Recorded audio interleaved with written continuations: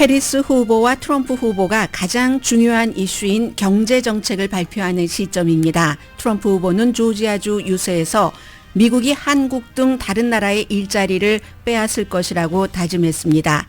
또 모두를 부자로 만들겠다면서 관세와 세금 감면을 홍보했습니다. 그러나 모두를 부자로 만들기 전에 트럼프 가족이 먼저 부자가 될 것 같습니다. 와이프는 마랄라고에서 열린 동성애자 권리 보호를 주장하는 이벤트에서 연설 사례금으로 약 24만 달러를 받았고 크리스마스 장식품도 벌써 내놨습니다. 트럼프와 아들들은 코인, 암호화폐 관련 상품 장사를 하는데 선거 캠페인에 보태려는 게 아니라 개인 사업들입니다. 해리스 후보는 오늘 펜실베니아주에서 경제 정책을 발표합니다. 또 MSNBC와 인터뷰도 했습니다. 트럼프와 해리스의 경제 정책은 팁에 대한 세금 없애기처럼 공통적인 것도 있고 세금안처럼 반대도 있습니다. 중요한 건 경제 전문가들의 두 후보 경제 정책 평가와 유권자의 기분이 완전히 다릅니다. 경합주 여론조사 결과는 오늘도 엇갈리고 아직 믿을 만한 단계는 아니라는 확인을 할 정도입니다. 펜실베니아주에서는 여전히 해리스 후보가 오차 범위 안에서 앞서갑니다. 또 최근 여론조사에는 자신을 흑인 나치라고 정의하면서 마틴 루터 킹 목사를 공산주의자라고 공격한 사실이 드러나 공화당 주지사 후보 관련 이런 민심은 포함되지 않았습니다. 트럼프 후보가 공식 지지한 마크 라빈슨 노스캐롤라이나 주지사 후보에 대한 입장은 공화당을 분열시키고 있습니다. 공화당 유권자들이 공화당에 반대하는 캠페인을 시작했습니다. 플로리다주 IT 이민 커뮤니티는 오하이오주 IT 이민자가 애완동물을 잡아먹는다는 트럼프 캠프 주장에 반대하는 캠페인을 합니다. 바이든 대통령의 가장 중대한 중동 두려움이 현실로 다가옵니다. 이스라엘과 헤즈볼라의 전면전이 눈앞에 온 것처럼 보이는데 중동 사태는 보이는 게 다가 아닙니다. 유엔 사무총장은 이스라엘, 레바논, 헤즈볼라 공격으로 레바논의 또 다른 가자가 만들어지는 걸 용납해선 안 된다고 말합니다. 중국이 가짜 탄두를 실은 대륙간 탄도미사일을 40년 만에 발사했습니다. 베이징은 해당 국가에 통보했다고 했지만 일본은 사전 통보를 받지 못했다고 밝혔습니다. 여러분 안녕하십니까? 오늘의 미국 강혜신입니다. 조지아주 애틀란타 그쪽에 이제 한국 분들이 워낙에 많이 살고 계시니까요. 오늘 애틀란타 저널 컨스티튜션 신문을 보시면 트럼프 후보가 어제 그 사바나 지역이죠. 거기서 이제 선거 유세를 한 게 일면에 나온 것을 보셨을 텐데요. 이 애틀란타 저널 컨스티튜션은 관세와 세금 이제 소제목에 그것을 굉장히 강조를 했고 저는 이제 좀 포괄적으로 여러분들께 지금부터는 이슈를 중심으로 후보들이 선거 캠페인을 시작했기 때문에 좀 여러 가지를 전해드리겠습니다. BBC 방송은 오늘 아침에 헤드라인을 어떻게 뽑았냐면 미국이 다른 나라의 일자리를 빼앗을 것이라고 약속했다.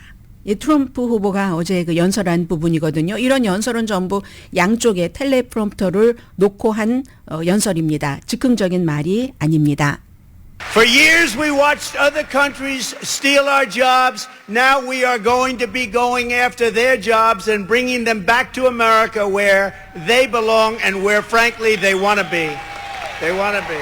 네, 오랫동안 이제 다른 나라들이 미국의 일자리를 훔쳐갔는데 이제 우리가 그런 것들을 쫓아가겠다. 결국은 이제 제조업을 얘기를 하는 건데요.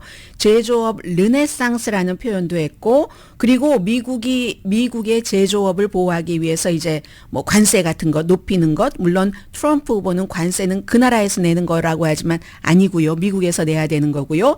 이 제조업이 많은 나라들이 훔쳐갔는데 중국에서 펜실베니아로 옮겨오겠다. 그리고 한국에서 그 제조업을 노스캐롤라이나주로 옮겨오겠다. 독일에서 조지아로 제조업이 대량으로 옮겨오는 것을 내가 대통령이 되면 곧바로 보게 될 것이다. 지금 펜실베니아, 노스캐롤라이나, 조지아 전부 경합주잖아요. 조지아주에서 그런 얘기를 했습니다. 평소에 이제 그 보호 무역주의를 조금 정책을 넘어서 이번에 이제 선거가 다가오면서 굉장히 무역 전쟁까지 된다고 할 수 있는 그 정도의 가능성을 제기를 했다는 게 이제 BBC 방송의 분석입니다. 그리고 그럼 어떻게 그런 것을 제조업을 가져올 것인가? 한국에서부터 노스캐롤라이나주로 연방특별구역 같은 것을 지정을 해서 연방정부가 뭐 예를 들어 땅을 무상으로 준다던가 하고 모든 규제를 철폐하고 제조업 대사도 임명한다고 했습니다. 아주 말을 쉽게 했습니다. 그래서 제조업을 살려서 50년 전의 모습으로 복원한다. 제조업은. 이런 얘기를 했고요. 그리고는 이제 그러려면은 이제 미국이 다 가지고 있다. 뭐 중국이 갖고 있는 뭐 특별한 어떤 광물 같은 거 미국도 다 가지고 있는데 오로지 없는 것은 스마트한 피플이다라고 연설에서 강조를 했습니다. The only thing we don't have is smart people leading our country. 결국은 스마트한 피플이 이 나라를 이끌어가야지 되는데 거기에 카멜라 해리스는 못 미친다는 겁니다. 지능도 의심스럽고 애국심에도 의심을 표현을 했습니다. 그리고는 텔레프롬프터를 보지 않고 한 30분 정도는 텔레프롬프터를 보고 얘기를 했고 그 이후에는 이제 또 말이 이민으로 가면서 해리스로 가면서 왔다 갔다 했습니다. 전기자동차를 한참 비난을 했습니다. 전기자동차를 한참 비난을 하더니 또 전기자동차를 만드는 일론 머스크는 칭찬을 합니다. 일론 머스크의 전기자동차는 또 좋다고 말합니다. Hey, Elon Musk is great, right? He makes an excellent car, an electric car, and he endorsed me at a level that you wouldn't believe. Every day he said, we can't have Trump. He's a great 네, 일론 머스크가 이제 처음에는 we라고 하다가 me라고 얘기를 하죠. 일론 머스크가 아주 좋다. 그 전기자동차도 잘 만들고 나를 여러분들이 믿을 수 없는 정도로 이제 지지를 해준다. 그렇기 때문에 전기자동차는 나쁜데 일론 머스크가 만든 전기자동차는 좋다. 다른 모든 전기자동차에 대해서 강타하는 말을 한 뒤에 이제 이런 얘기를 했습니다. 그런데 그 장소가 조지아주에 살고 계신 분들 어떠세요? 그 현대자동차가 전기자동차를 그 조지아주에 거기서 생산을 한다고 지금 그 자동차 그 공장이 건설되고 있잖아요. 54억 달러나 투자를 해서 그래서 조지아주에 8,500명의 사람 일자리가 만들어진다. 이것을 여기에 대해서는 얘기하지 않았습니다. 현대의 전기자동차에 대해서요. 아마 그런 것을 보면 좀 이상하지 않나요? 그런데도 제가 보니까 이 전기자동차 아주 나빠. 그런데 일론 머스크가 만드는 전기자동차는 좋아라고 얘기할 때 굉장히 많은 트럼프 지지자가 박수를 쳤고요. 그리고 또 이 문제는 얼마 전까지 사이가 아주 그 투표 이런 것들 때문에 나빴다가 또 서로 관계 회복을 한 듯 보이는 브라이언 캠프 주지사하고도 어색한 거죠. 왜냐하면 주지사가 현대자동차를 우리가 유치를 해서 이렇게 일자리를 8,500개나 만들어내고 하고 얼마나 자신의 공을 선전을 했는데 또 트럼프 후보는 이게 아니라고 얘기를 하니까 아무튼 그런 문제가 있었고요. 그리고 관세에 대해서는 굉장히 이제는 어떤 매체는 강박관념을 갖는 수준인 것 같다. 이렇게 얘기를 하면서 이 사바나가 항구 도시잖아요. 그래서 거기서 관세를 높여야지 식료품 값도 낮아지고 연방 적자도 줄어들고 전쟁도 중단된다. 관세와 전쟁을 어떻게 연결을 하냐면요. 전쟁을 하면은 전쟁을 하는 국가는 미국에서 사업을 하지 못하게 하고 관세를 100%를 부과시키겠답니다. 뭐 대통령이 마음대로 모든 것을 다 할 수가 있습니다. 트럼프 후보의 어제 그 연설에 따르면 그리고 세금 감면도 뭐 되고 뭐 차일드 케어를 해결하는 방안이 관세를 높이면 된다는 거예요. 관세를 높이면 사람들이 사는 물건값이 비싸지잖아요. 그래서 일반인들이 한 1년에 4,000달러 정도는 더 써야지 된다는 얘기가 나오는데 왜냐하면 수입업자가 내기 때문에 수입업자가 처음에는 손해를 보고 그 물건을 싸게 수입을 할 수 있을지 모르지만 언제까지 그런 장사를 누가 합니까? 봉사단체가 아닌데. 그래서 결국은 일반 사람들이 내야 되는데 트럼프 후보는 지금까지도 관세는 그 나라에서 예를 들어 중국 제품에 지금 뭐 10%, 20%, 60% 이렇게 하겠다고 하잖아요. 어떤 건 뭐 100% 이렇게 하겠다고 하면 그건 중국에서 내는 것이라고 이렇게 유권자들에게 얘기를 하는데 그래서 트럼프 유권자들이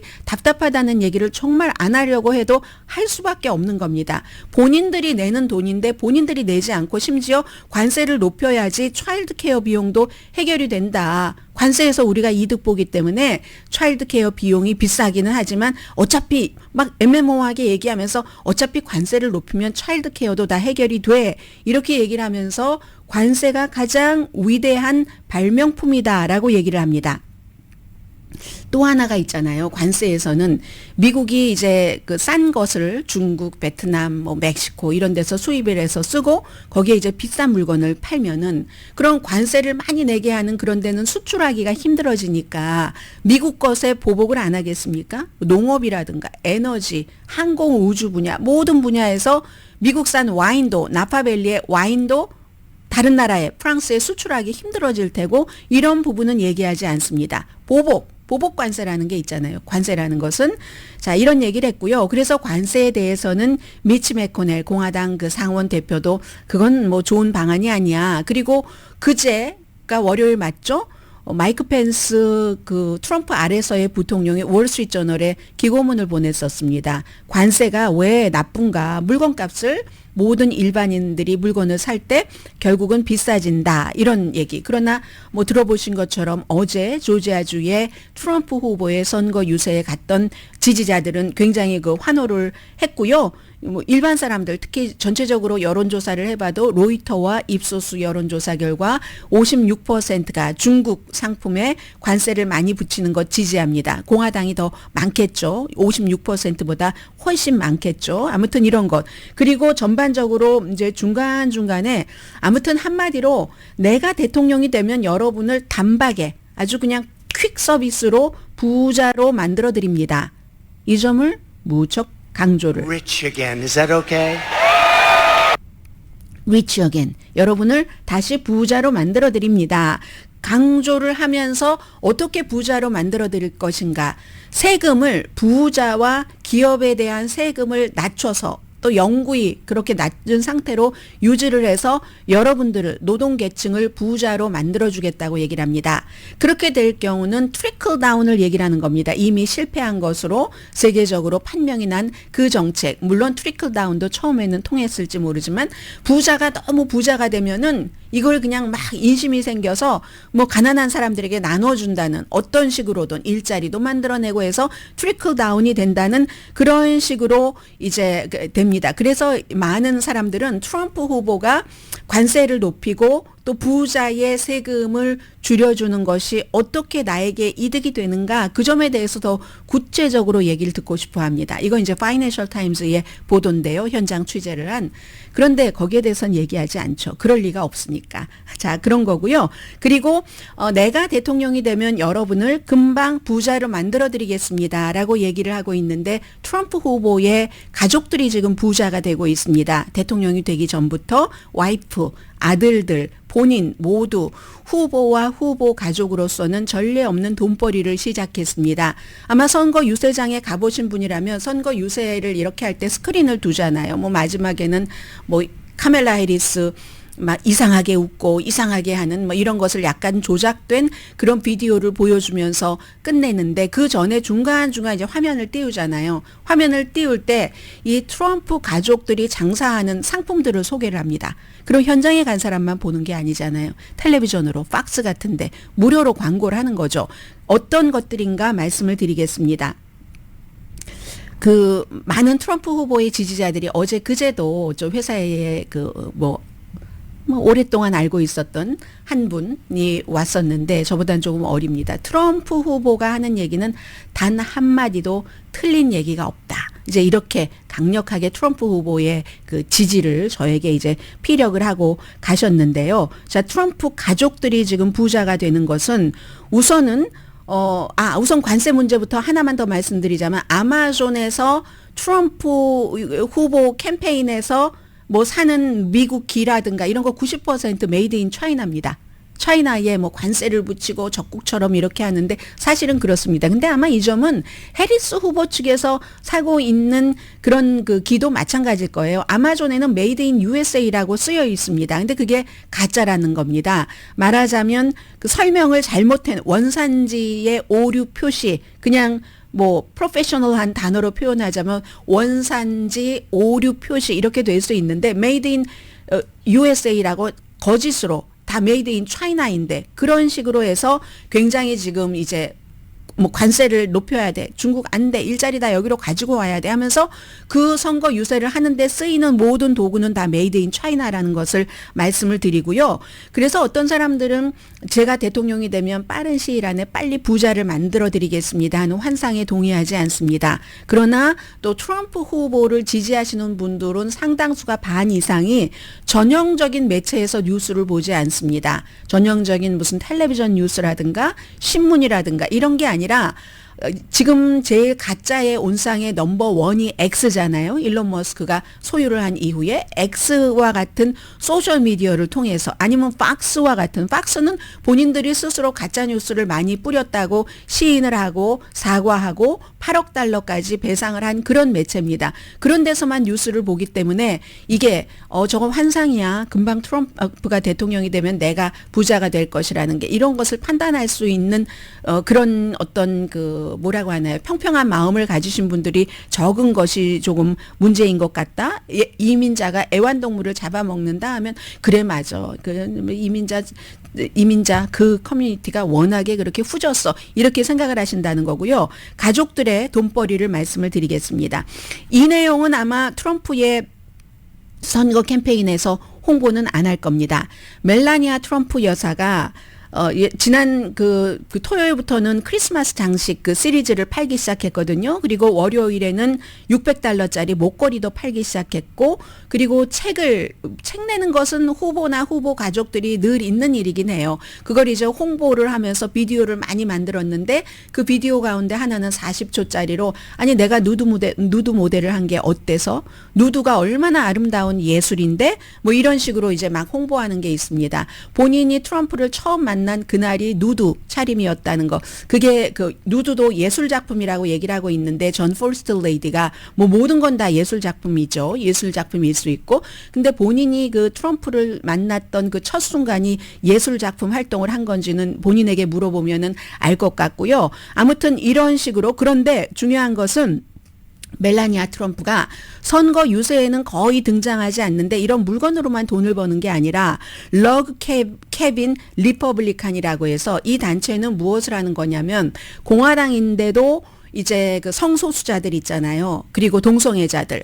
공화당이면서 성소수자와 동성애자들의 권리를 보호하는 그런 활동을 하는 곳입니다. 이 활동을 하는 이곳이 트럼프의 집에서 말하려고 해서 이벤트를 했습니다. 그 동성애자들의 권리를 보호한다고. 그리고 트럼프 후보는 이런 그 동성애자들로부터 목표겠지만 50% 지지를 받기를 원합니다. 해서 이제 집에서 그런 이벤트를 할 때 이 멜라니아 트럼프 여사가 4월 달이었습니다. 거기 나가서 연설하고 연설료로 23만 4천 달러를 받았습니다. 4월 달에. 누가 냈는지 모릅니다. 이 이벤트를 기획한 주최 측에서는 본인들이 내지 않았다고 하고 누군가가 미래를 생각하면서 투자를 한 거겠죠. 보통 때 등장하지 않는 존 퍼스트 레이디가 이런 식으로 돈을 받았고 이게 처음이 아니고 이 단체에서 연설하고 예전에도 받은 적이 있고 그리고 이제 트럼프 자신도 디지털 뭐 트레이딩 카드를 판다던가 코인을 판다던가 암호화폐 비즈니스를 아들들과 함께 하면서 얼마 전에 이제 그 라이브 스트리밍까지 했잖아요. 뭐 월드 리버티 파이낸셜이든가요. 회사 이름이 그렇습니다. 얼굴은 뭐 코인 $100짜리로 딱 해서 근데 그 이전에 트럼프 후보가 이런 것을 판 것은 많이 있기 때문에 뭐 God bless the USA 뭐 바이블이라든가 뭐 운동화라든가 심지어 기소되면 머그샷 같은 것도 돈 주고 팔았었잖아요. 그 연장선이라고 보면은 되는데 이번에 제가 앞서 말씀드렸던 이런 모든 가족들의 돈벌이는 멜라니아 여사가 $600짜리 뭐 금도구만 목걸이를 팔던 뭐를 팔던 다 트럼프의 캠페인으로 들어가는 게 아닙니다. 가족 비즈니스입니다. 이 점은 가족 비즈니스라는 것. 그런 것들을 선거 유세장 스크린, 분할 그 스크린이 있잖아요. 그런 것에서 다 이게 선전들을 합니다. 중간중간에. 그래서 많은 분들은 저에게도 이제 트럼프 후보가 하는 말은 1부터 어디까지 하나도 틀린 말이 없다고 설파하신 그분도 마음속으로는 그렇게 말씀을 다 못하셨겠죠. 돈 한 푼 안 받고 대통령을 한 훌륭한 분인데 그 몇십만 달러 그거 코끼리 비스켓 같은 거 안 받고요. 엄청나게 지금 드러난 증거만으로도 그의 무슨 뭐 호텔이라든가 여러 곳에 외국 사람들을, 외국 정부기관 사람들을 머물게 하고 적어도 780만 달러를 본인이 대통령을 하는 그 4년 사이에 벌었습니다. 그리고 이방카 트럼프 딸이, 어린 딸이 중국어를 잘한다면서 시진핑에게 환심을 사고 수백 개의 어떤 특허권을 그전에는 단 한 개도 갖지 못했다가 가졌고, 그리고 트럼프의 사위도 사우디아라비아와 엄청나게 지금 돈거래를 하고 있잖아요. 그런데 많은 트럼프 후보의 그 지지하시는 분들은 트럼프가 대통령이 되면은 내가 부자가 될 거야. 그때가 살기가 좋았어. 트럼프는 돈 하나도 안 받고 봉사하는 사람이야. 이제 이런 식으로 인식을 하고 있는 것. 이게 이제 경제적인 면에 있어서의 트럼프에 관한 인식이라고 말씀을 드리고요. 오늘 카멜라 해리스는 펜실베니아주 피츠버그에서 본인의 경제 정책에 대해서 어제 트럼프 후보가 한 이 문제에 대해서 이제 반대되는 여러 가지 정책이 있겠죠. 오늘 내놓게 됩니다.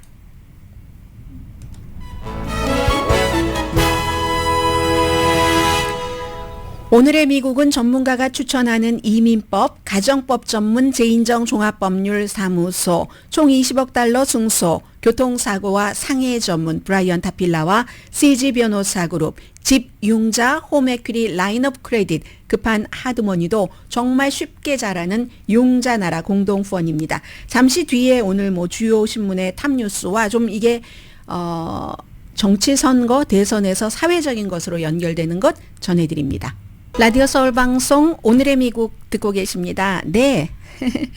자, 오늘 그 주요 신문 일면에 보면은 바이든의 백조의 노래입니다. 백조가 조용하다가 이제 숨질 때 아름답게 노래를 부른다는, 어제 노래가 아름다웠는지 비장했는지 아름다운 쪽은 아니라고 생각됩니다. 그러나 물론 메시지 자체는 뭐 세계 평화를 얘기한 것이니까 beautiful swan song이라고도 말씀드릴 수 있는데, 오늘 뉴욕타임즈 보면은 민주주의가 위험하다 하는 경고를 했고, 그리고 워싱턴 포스트는 유엔 연설한 겁니다. 대통령으로서 마지막이잖아요. 소환 그런 그 연설을 한 것인데, 중동에서 평화를 위한 마지막 푸시라고 했으니까 압박이라고 표현하는 게 좋겠죠. 그 희망이 있다, 뭐 나아갈 길이 있다, 뭐 이런 얘기. 지금 이스라엘과 헤즈볼라, 이건 이제 뒷부분에 여러분들께 조금 말씀을 드리겠고요. 보스턴 글로브가 공화당에서 해리스 지지가 쏟아지고 있다, 이런 내용을 보도를 했는데, 이게 왜 그러냐면 IT 커뮤니티 때문에 그렇습니다. 이건 이제 잠깐 소개를 해드리자면, IT 그 무슨 뭐 어떤 단체가 있어요. 무슨 얼라이언스라는 이 단체가 오하이오주의 그 클락 카운티 지방 법원에, 로컬 법원인 겁니다. 트럼프 후보와 벤스 후보가 범죄를 저질렀을 가능성이 있는 근거가 있다, 우리는 그걸 확인했기 때문에 두 사람에 대해서 기소하고 체포영장을 발부해 줄 것을 요청을 했답니다. 그런데 주마다 미국이 법이 참 다르잖아요. 저도 이걸 오늘 처음 알았는데, 오하이오 주법에 따르면, 오하이오에 살고 계시는 분들, 여러분들도 검사가 될 수 있습니다. 일반인이요, 검사와 똑같이 형사고발을 할 수가 있답니다. 그렇기 때문에 형사고발을 두 사람 체포해 주세요. 우린 이런 증거가 있어요. 그러면서 판사에게 영장 발부를 해 주세요. 뭐 이런 식으로 하는 거죠. 그 IT 이민자들이 애완동물들을 잡아먹는다, 이 내용에 대해서. 왜냐하면 그로 인해서 이것은 피해가 많이 일어났으니까 고발을 할 수 있는 요건은 갖춰지겠네요. 어떤 경우는 트럼프 후보가 지난번에 선거 끝나고 계속 이제 트럼프 후보가 아닌 사람들도 뭐 어떤 그 법원에 서류를 접수하면 그것으로 인해서 당신이 무슨 피해가 있었는가, 뭐 낙태 문제에 대해서도 그렇게 해서 아예 뭐 취급도 안 하는 경우가 많잖아요. 이 경우는 그 커뮤니티가 뭐 30몇 건 이상의 어떠한 그 폭탄 위협을 받고 했기 때문에 그리고 심리적인 상처 같은 것도 크고 특히 어린아이들 트라우마 같은 것이 당연히 있겠죠. 그래서 법 자체가 그렇게 일반인도 할 수 있도록 기소하는 절차를 할 수 있도록 되어 있답니다. 그리고 이 단체는 뭐라고 얘기하냐면요. 에이티안, 하이티안, 브리치 얼라이언스라는 단체인데, 뭐 좀 비영리 단체랍니다. 트럼프 후보와 벤스의 주장이 아주 공개적으로 했는데도 불구하고 왜 로컬 검찰이 아무런 조치를 취하지 않느냐. 이거 로컬 무슨 이머전시에서도 또 경찰국도 주지사도 시장도 다 그런 증거가 없다고 하는데 증거 조금 있으면 나오겠지 하면서 미적하면서 우리 사무실에 그 같은 신고가 있었다. JD 벤스 오하이오가 지역구인 연방 상원 의원이면서 트럼프의 부통령 후보가 그렇게 했잖아요. 지금까지 증거를 대지 못했죠. 증거라고 했었던 것은 가짜인 것으로 드러났고 제일 처음 그 같은 내용을 소셜미디어에 올린 여성도 본인이 사과하고 내가 직접 들은 것도 아닌데 직접 본 것도 아닌데 했었잖아요. 그러니까 이제 이 정도 되니까 이렇게 기소를 해야지 된다. 그리고요. 이 오하이오 법에 따르면 형사고발이 이렇게 시민들에 의해서 있었잖아요. 그러면 이제 검찰이 또 공개적으로 어떠한 그 결정을 내려야지 된답니다. 물론 공식적인 기소 같은 것은 검찰이 하겠죠. 검찰이 이걸 무시할 수 없는 거예요. 말하자면 무슨 시민 청원 게시판에서 몇십만 명 이상이 뭔가를 얘기를 하면은 옛날에 신문 것처럼 지금 뭐 한국에서 있는 그런 시스템처럼 답을 해야지 되는 그 주체가 지금 오하이오주에서 그렇게 돼 있다. 그러니까 이게 지금 보스턴 글로브 같은 데서 이러한 내용들을 보도를 하는 겁니다. 보스턴 쪽에 있는 IT 이민자들도 있을 테고요. 그런 것들이 이제 보도가 돼서 일면에 나온 거고요. 그리고는 이제 또 하나의 오늘 그 중요한 뉴스는 공화당이 조금 분열이 되고 있는데 요즘 공화당이 예전에는 완전히 어느 때는 처음에는 이게 다 트럼프 이전과 트럼프 이후로 구분이 되는데 트럼프가 처음에 등장했을 때는 무조건 조금 몇몇을 빼고는 무시하는 식으로 그 몇몇 처음부터 트럼프를 지지했었던 몇몇 사람도 이제는 다 트럼프와 갈라서고 말았지만 뭐 크리스 크리스티라든가 아니면 잽 세션스 엘라바마주가 지역구였던 이 사람은 뭐 백인 우월주의자를 본인이 그렇게 자처했었고 첫 번째 연방 법무장관 말 조금만 트럼프 후보가 얘기하는 대로 조금만 안 들어주면 다 그냥 트위터로 you fired 해버리잖아요. 나중엔 법무장관까지. 그래서 처음에는 트럼프를 몇몇 사람만이 지지를 했고 많은 사람들은 경멸을 했었고 공화당 내부에서 그러다가 어느 순간 지지자들이 너무 좋아하니까 그러니까 지지자들이 또 똘똘 뭉치죠. 민주당 재수 없다고 하면서 무슨 뭐 PC라고 해서 우리를 가르치려고 들어 우리가 시골 사람이라고 우리가 못 배웠다고 그러니까 말하자면 민주당 니들은 우리가 무식하기 때문에 트럼프를 좋아한다는 얘기잖아. 우리가 마음도 못됐기 때문에 트럼프 같은 사람을 트럼프의 악행에 하나도 받아당하지 않는다는 거야. 재수 없어 하면서 점점 똘똘 뭉쳐서 트럼프를 지지하니까 정치인들은 다 트럼프와 공통분모가 같은 유권자를 갖고 있다는 겁니다. 그래서 결국은 하나하나 다 넘어가서 끝에 마지막에 그야말로 미치 매코넬 같은 사람도 트럼프 발밑에 무릎을 꿇고 인사를 하고 그 반지의 제왕의 반지에 키스를 하고 말았다는 것 아니겠습니까? 그런데 이번에 선거 캠페인을 하면서 조금 공화당이 달라진다는 겁니다. 사람들이 이제 그 트럼프의 그냥 무조건식의 내가 대통령 돼봐 하루아침에 전쟁 다 끝내고 하루아침에 여러분을 부자로 만들어 드리겠어요. 말하자면 대박 나세요. 대박 나게 해드릴게요. 제가 방송에서 대박이란 마음 거의 처음 쓰는 것 같은데 대박 나게 해드릴게요.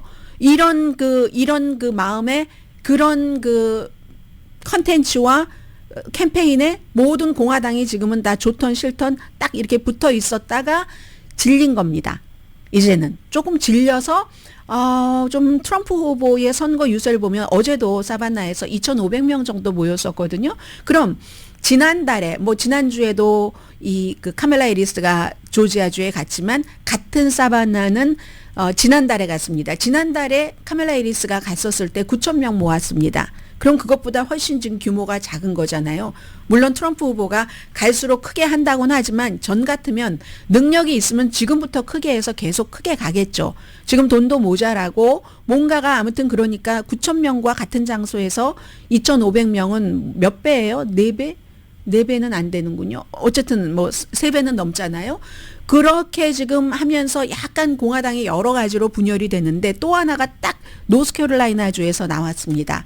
마크 로빈슨이라는 포르노 사이트에 이게 그 이후에 더 나왔는데 사이트에 뭐 온갖 포르노 뭐 처제와 뭐 섹스하는 게 뭐 열망을 꿈꾸고 있다던가 뭐 소녀에 대한 어떤 그런 것을 포함을 해서 흑인 나치라는 등 본인이 마틴 루터 킹의 그 같은 그 민권주의는 공산당주의라는 등 온갖 이제 뭐 코비드에 대한 음모론부터 많은 것을 썼고 이것을 폴리티코와 CNN은 IP 주소를 확인을 했기 때문에 그 당시에 본인 또 본명도 쓰기도 하고 해서요.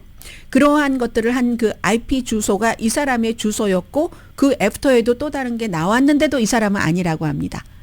뭐가 드러났어도 이 마크 로빈슨이라는 그러니까 공화당이 분열되고 있다는 게 이번에는 유권자가 아니라 정치인들이 분열되는데 어떤 정치인들은 아직도 이 그 JD 벤스 같은 경우는 언론에서 보도한다고 다 사실이 아닙니다.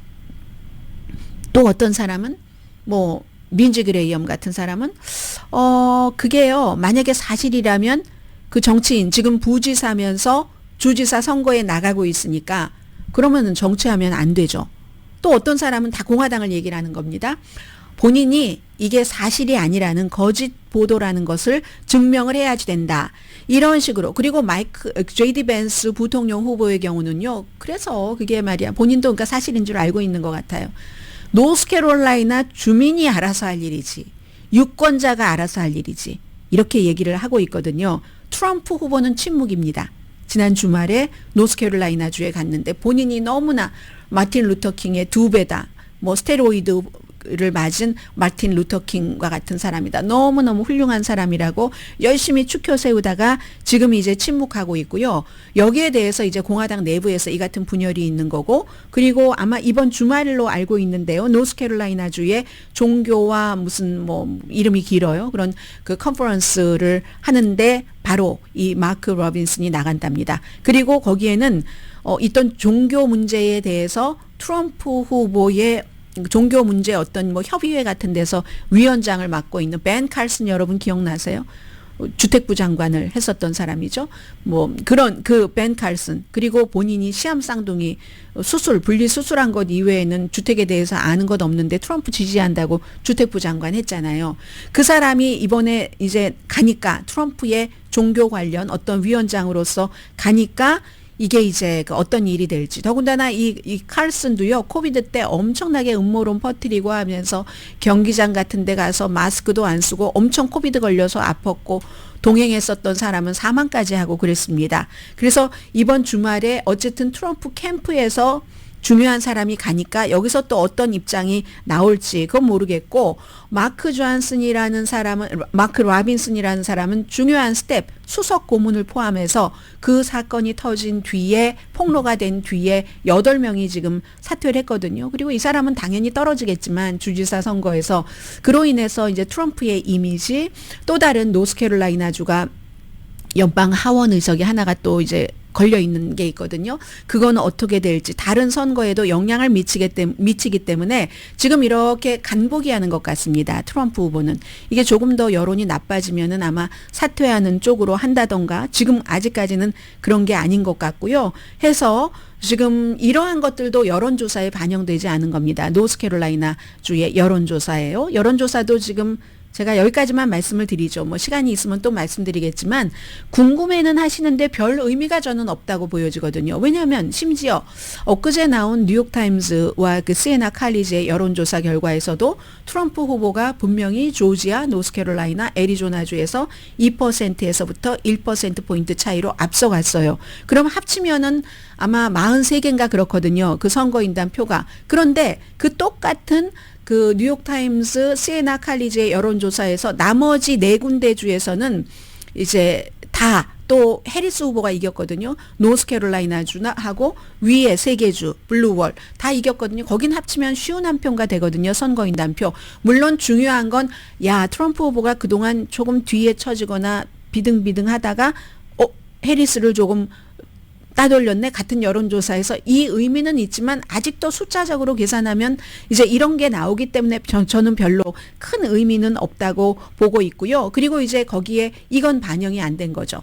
그 여론조사가 트럼프 후보의 두 번째 암살 시도는 반영이 됐지만 마크 로빈슨이라는 이런 사람을 트럼프 후보가 지지했었고 또 이러한 공화당의 어두운 면 같은 것은 반영되지 않았기 때문에 여론조사는 지금부터 시작인 것 같습니다. 그리고 무척 팽팽한 것이 사실이고 누구라도 대통령이 될 수 있다는 게 사실이고요.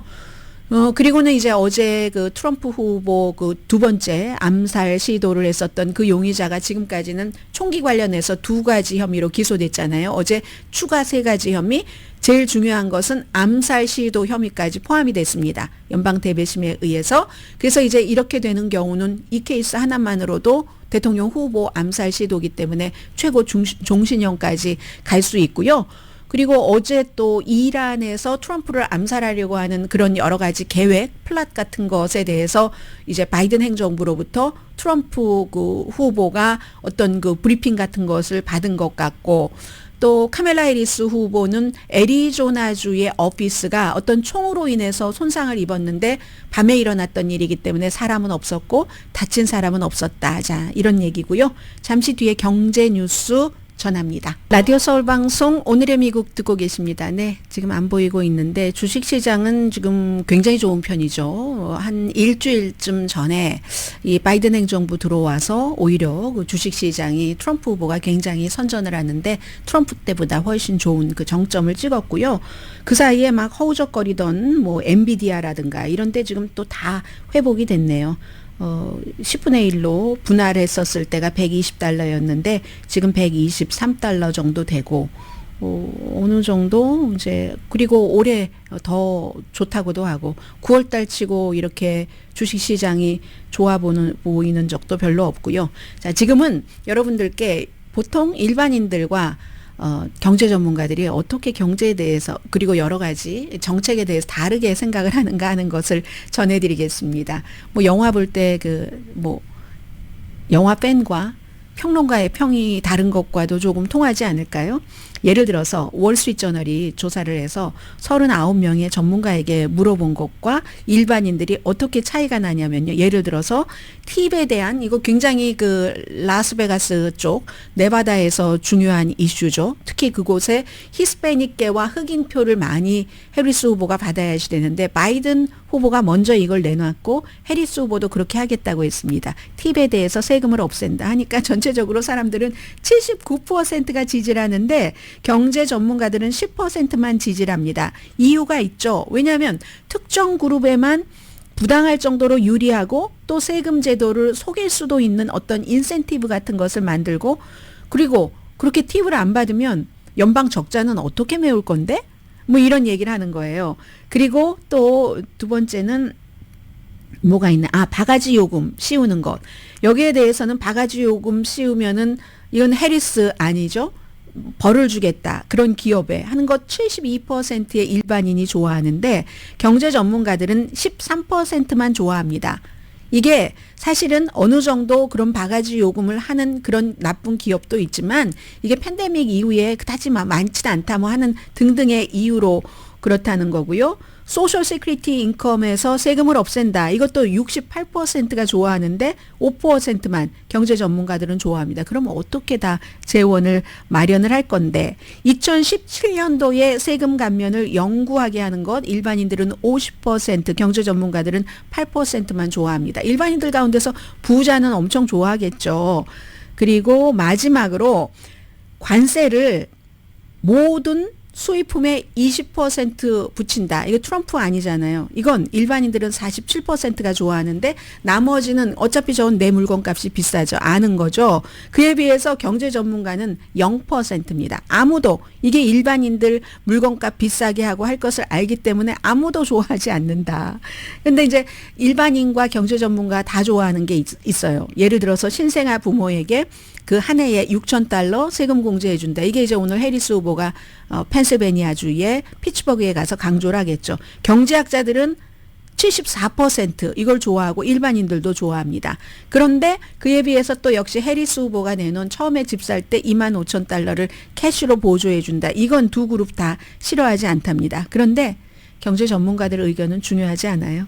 지난 몇 년 동안 경제 전문가들이 그렇게 미국 경제가 강하다고 얘기를 해도 일반인들은 그 말을 전혀 듣지 않았고 지금도 듣지 않습니다. 그러므로 어제도 보니까 한 400명 정도의 경제 전문가가 트럼프 후보가 아닌 해리스 후보를 지지를 했거든요. 트럼프 후보는 트리클 다운, 실패한 트리클 다운, 부자가 돼야 가난한 사람이 먹고 산다 하는 이것을 지지하는 것은 안 된다. 주주들만 배부른다. 부자가 되면 그 이사회에서 주주들 배부르게 하려고 자사 주식 사들이고 이렇게 얘기를 하지. 이게 버니 샌더스 같은 사람 하는 얘기잖아요. 그에 비해서 해리스의 기회의 이코노미라고 요즘 얘기하잖아요. 모두에게 기회를 주는 정책이 좋다. 트럼프와 함께 불평등하고 불확실성을 선택을 하느냐, 카멜라 해리스와 함께 번영, 기회, 안정을 선택하느냐 하면서 400명의 경제 전문가가 해리스를 지지했지만 또 과거와 미래 중에서 선택해라. 전혀 여기에 대해서 영향을 받지 않는다는 것. 특히 이제 트럼프 후보의 지지자들은 그래서 재수없어. 교육받은 것들이 말이야. 교육 안 받은 사람들 무시하면서 이건 말이 안 돼. 뭐 이런 얘기들을 한다는 것 전해드리고요. 그리고 오늘 이제 중간층을 보호하는, 중산층을 보호하는 경제 정책을 내놓겠죠. 이 피츠버그 경제클럽에서 연설을 하는데 해리스 후보가요. 그러니까 지난번에 여자 힐러리 클린턴과 굉장히 다른 식으로 하고 원래 스타일도 그런 것 같아요. 보니까 힐러리 클린턴은 뭐 무슨 학자처럼 막 이렇게 하잖아요. 근데 그런 게 아니라 무슨 뭐 경제 철학은 철학인데 그걸 이념적으로 이렇다 막 똑똑하게 보이게 이렇게 하는 게 아니라 실용적으로 얘기를 하겠다. 역시 카멜라 해리스 후보도 뭐 펜실베니아라든가 이런 데서 표를 받아야지 되니까 뭐 제조업 살리기에 대해서 얘기를 안 할 수가 없죠. 그런 부분 그리고 가족들에 대해서 세금 감면을 어떻게 해주고 뭐 하는 이런 내용들을 얘기를 할 것 같습니다. 그리고 펜실베니아주에서도요. 이 프래킹 하는데 이 오일 시추를 하는 새로운 방법을 카멜라 해리스가 과거에는 이것에 대해서 금지하는 것을 지지했다가 지금은 그거 아니다라고 하는데 펜실베니아라고 해서 또 다 오일업계에서만 일하는 사람들이 있는 건 아니에요. 서쪽은 그렇지만 그렇지 않은 뭐 농업에 있는 사람들도 있고 하기 때문에 그것 하나로도 펜실베니아주에서 뭔가가 결정되지도 않는다. 뭐 이런 것도 말씀을 드리고요. 그리고 두 후보 모두 유니비전이요. 히스패닉계 엄청 생각하는 거예요. 유니비전과 함께 히스패닉계 채널 텔레비전 따로 타운홀 미팅을 한다는 내용 전해드리고요. 잠시 뒤에 오늘 미국과 세계의 공통적인 탑뉴스 전합니다. 라디오 서울 방송 오늘의 미국 듣고 계십니다. 오늘 모든 나라 언론이 과연 이스라엘과 헤즈볼라 전면전 지금 완전히 그 앞이라고 하던데 라고 얘기를 하는데요. 절대로 오늘과 내일 사이에는 그런 부딪힘은 없을 겁니다. 벤자민 네탄야후 이스라엘 총리가 하루 연기했다가 유엔 총회에 와서 연설을 하기 때문에 뭐 총리도 없는데 전면전을 하겠어요. 그런 게 있고 또 중동 문제는 막 정말 일촉즉발입니다. 그런 걸 한두 번 겪은 것이 아닌데 이스라엘로서는 전쟁을 치른다면 전쟁 이후에 경제적으로 감당할 수 있는가. 지금 몇 군데서 뭐 전면전은 아니지만 전투를 하고 있기 때문에 그런 면도 생각을 해야지 되고 하지만 분쟁 자체는 걷잡을 수 없이 커진 거 사실입니다. 헤즈볼라가 처음이라고 하죠. 이스라엘 정보국 모사드 본부를 공격했잖아요. 그렇다고 이스라엘이 그거 공격 당하도록 내버려 뒀겠습니까? 뭐 방어망으로 전부 막았지만 지금까지 헤즈볼라가 한 가장 깊은 공격입니다. 그 무섭다는 모사드의 본부를 공격을 했으니까 그러면서 우리만 가지고 힘이 붙인다라고 생각했는지 이란에 제발 이스라엘을 좀 공격해달라고 얘기를 하고요. 사흘 동안 레바논에 이스라엘이 공습을 하고 해서 한 50만 명 정도 난민이 생겼습니다. 갈 데도 없이요. 사람들이 자동차에서 자거나 해변 공원 이런 데서 잠을 잡니다. 그러니까 어제 뭐 오늘도 마찬가지지만 유엔 총회에서 이게 말이 되느냐. 또다시 레바논 주민들은 헤즈볼라가 아니잖아요. 가자 주민과 마찬가지로 또 다른 가자를 만들어내느냐. 이런 얘기를 하고 있고 레바논 외무장관은 헤즈볼라와 또 레바논 정권은 또 다르니까 미국만이 이걸 해결할 수가 있다. 미국만이 이스라엘의 가장 강한 그런 그 동맹국이고 무기를 다 이스라엘에 지원하고 팔지 않느냐. 지금 이런 얘기를 하는데 바이든이 어제 뭐 희망의 메시지를 전하기는 했지만 모르겠어요. 그리고 만약에 전면전이 되면은 당장 오일 값이 올라가고 가솔린 값 비싸지고 그럼 뭐 이자율 인하로 좀 좋았던 분위기 같은 것은 다 역전되면서 또 트럼프 후보에게는 기회가 될 것이기도 하고 그런데 이게 이스라엘이 국방장관과 총리도 그렇게 싫어하는데 의견 일치를 봐서 전면전으로 갈 수 있는가? 여긴 또 이제 회의감이 좀 느껴지는 거죠. 오늘의 미국은 전문가가 추천하는 이민법, 가정법 전문 재인정 종합법률사무소, 총 20억 달러 승소, 교통사고와 상해 전문 브라이언 타필라와 CG 변호사 그룹, 집융자 홈 에퀴리 라인업 크레딧, 급한 하드머니도 정말 쉽게 잘하는 융자 나라 공동폰이었습니다. 10시에 브라보 마이 라이프 방송됩니다. 그리고 이제 중국도 한 40년 만에 처음으로 항상 어떤 뭐 핵실험 같은 것을 하면 국내에서 하는데 이번에는 태평양으로 가짜지만 핵탄두를 실은 그런 그 탄도미사일을 발사를 했잖아요. 본인들 성공했다고 하고 1980년대 이후 처음으로 국제해역으로 발사를 한 건데요. 이게 중국은 우리 일상이다, 연례 회의고 루틴이다라고 얘기를 하는데 일본은 그 다른 나라에 다 알렸다고 하는데 우리 노티스를 받지 않았다라고 얘기를 합니다. 타이밍이 중요한 거죠. 이것은. 지금이 무슨 타이밍이냐? 특정 국가를 겨냥했다기보다 다 속하잖아요. 지금 뭐 중국과 일본, 중국과 필리핀, 중국과 대만 모두에게 다. 그리고 대만 같은 경우는 미국이 무기를 파니까 뭐 그래서 군축회담이 중단됐었던 적도 있고요. 다 우리 이 정도야 하고 알려주는 거죠. 강희신이었습니다.